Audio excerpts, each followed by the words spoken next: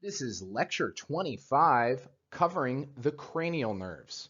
This will be a shorter lecture looking at the 12 pairs of cranial nerves that are on the ventrolateral surface of the brain.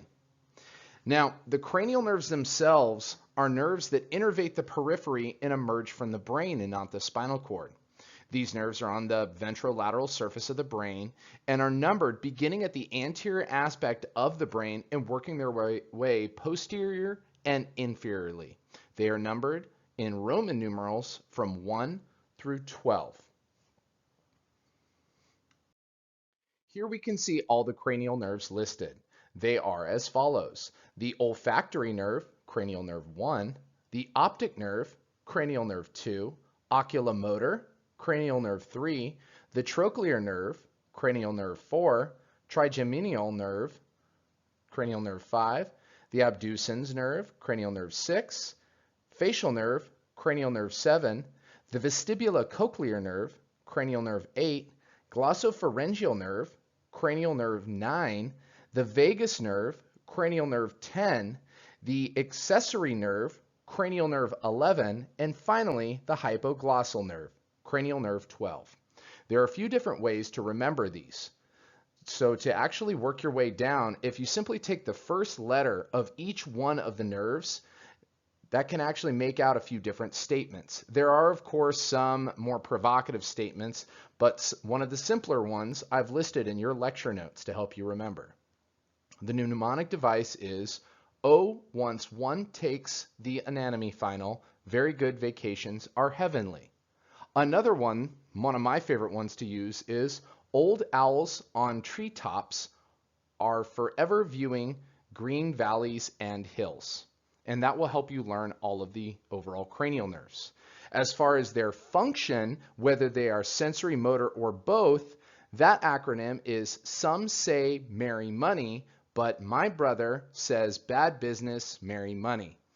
S meaning sensory, M meaning motor, and B meaning both.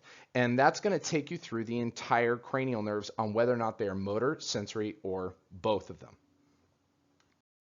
Here we can see an actual human brain that's been preserved and lay out all of the cranial nerves as well in the same organization. So this just gives you another view of that. You can go through the PowerPoint slides on the Moodle page, Cougar Courses, or on your visible body diagrams to actually go through this in a little bit greater depth.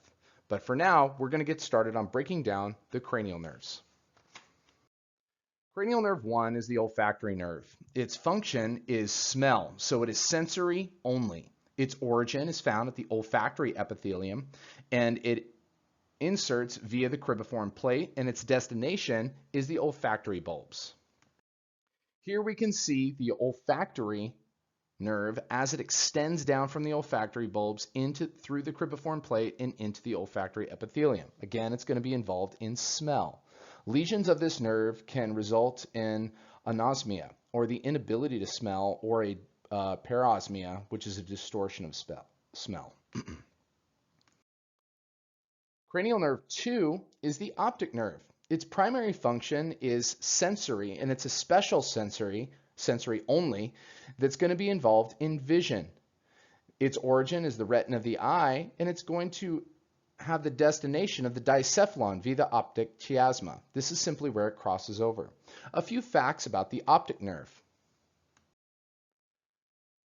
The optic nerve is the only cranial nerve that is not part of the peripheral nervous system. It consists of fibers branching from the dicephalon, which means that both the nerve and the retina are actually part of the central nervous system. Neurons cross at the optic chiasma.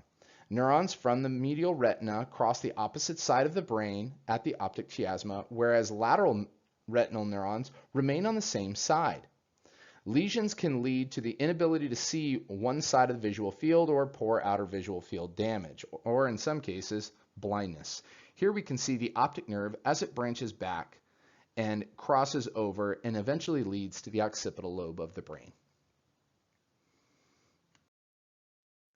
Oculomotor nerve is cranial nerve 3. Its function is motor only. It's going to actually control some of the extraocular eye muscles. Its destination is 4 of the 6 extraocular eye muscles. It controls the superior, inferior, medial rectus, and inferior oblique.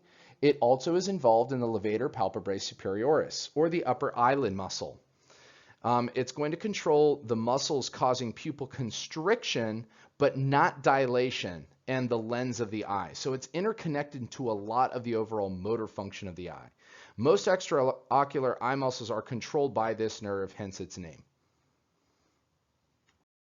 Here we can actually see the oculomotor nerve as it branches through. We can also see the trochlear and abducens nerve. We're going to cover those in a bit, but just take note of where it innervates with all of the muscles of the eye. Cranial nerve 4 is the trochlear nerve. Its primary function is motor only, and it's going to control the extraocular eye muscles, specifically of the superior oblique. And it is the smallest of all cranial nerves. Cranial nerve 5 is the trigeminal nerve. This is going to have the primary function of both sensory and motor. So it's a both or mixed. On its sensory branch, it's actually going to feel sensations from the forehead, eyelids, nose, lower eyelids, upper lip, and cheek. As far as motor function, it's going to control the muscles of mastication. Here we can see the trigeminal nerve as it branches into its 3 separate branches into the ophthalmic region, the maxillary region, and the mandibular region. The 2 top regions are going to be sensory, whereas the bottom one that reaches to the mandibular is motor. It is responsible for sensation in the face and muscles of mastication or chewing, and it is the largest of all cranial nerves. The facial dermatomes have sharp boundaries, unlike most spinal dermatomes. Dermatomes are simply going to be the sensory areas that actually cross over the skin and allow you to feel things across it. You have certain nerves that are going to monitor those portions of skin. The abducens nerve is going to be motor function and controls eye movements. It's going to innervate the lateral rectus muscle of the eye. Here we can see the diagram of this, the abducens nerve or cranial nerve 6, as it branches into the lateral rectus muscle. Lesions of this nerve axon may cause double vision as it is affected and the eye is pulled more medially. If you have lesions of the nerve ganglion, it can result in poor eye tracking to where you don't move the eye as effectively. Facial nerve is cranial nerve 7. It is a both, so it's mixed, both sensory and motor. The sensory division is going to deal with sensations from the face and as well as gustation or taste in the tongue. Motor is going to be controls the muscles of the face. Facial nerves should be a little bit more easy to remember since it's the facial nerve, so it has effect on the face. It lets you feel the face.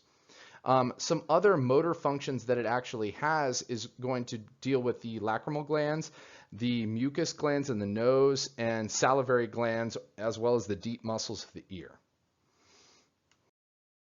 Here we can actually see the facial nerve and its origination site as it branches through and connects into the tongue and face.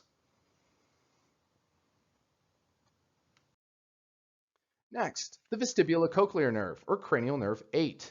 This is a sensory only. It's going to serve the inner ear, specifically the areas of balance and hearing. The vestibular branch, or vestibular nerve, because the vestibulocochlear nerve branches off into 2 separate branches, the vestibular branch is going to deal with balance and equilibrium, whereas the cochlear branch is going to deal with hearing. Here we can see the vestibulocochlear nerve as it branches out. The cochlear branch will connect directly to the cochlea, and the vestibular branch will connect to the vestibule. The glossopharyngeal nerve is cranial nerve 9, and this has both functions, sensory and motor. The sensory functions are going to be numerous. It's going to deal with tongue pain, blood pressure, and dissolved gases throughout the tongue, as well as the pharynx and into the upper arteries. The motor function is going to be involved in the muscles of swallowing as well as the salivary gland. Here we can actually see the glossopharyngeal nerve as it branches down into the back of the tongue and the salivary gland and then to the tops of the carotid artery. So it's going to deal with a lot of the different areas of the throat or pharynx. So that should be a little bit easier to remember, glossopharyngeal, because it's dealing with the pharynx, as well as the tongue and carotid artery. All of these areas are going to be in the neck. The vagus nerve is cranial nerve 10. This has both functions, sensory and motor. The sensory function is going to deal with sensory information from the organs, whereas motor function is sending information to the organs. And when I say the organs, I mean all of the internal organs of the body, specifically in the abdominal, pelvic, and cardiac regions. The vagus nerve, another way to remember this is the vagrant nerve or wandering nerve, because it's going to extend and have the longest reach of all cranial nerves. Here we can see the actual branching of the vagus nerve and how far down it goes throughout the body, connecting to a lot of the internal arteries, the lungs, the heart, and a lot of the digestive organs.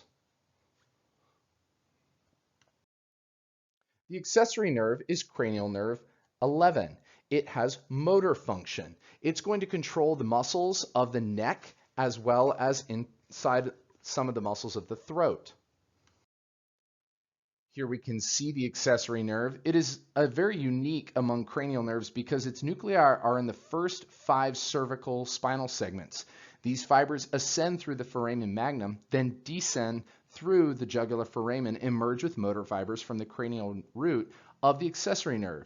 The accessory nerve then forms 2 branches. Now, anatomists are uncertain whether this is a true cranial portion. It might just be part of the vagus nerve, but we're simply calling it the accessory nerve to make it a little bit easier to remember. But it deals with a lot of the muscles of the throat and neck. Our final nerve, cranial nerve 12, is the hypoglossal nerve. It's motor only, and it deals with movements and muscles of the tongue. Here we can see the hypoglossal nerve. It provides for voluntary motor control of tongue movements used for speech, food manipulation, and swallowing. Lesions in this nerve can cause the tongue to deviate to one side or the other depending upon the lesion. It can affect speech, chewing, and other swallowing problems. And that's it, all 12 of the cranial nerves.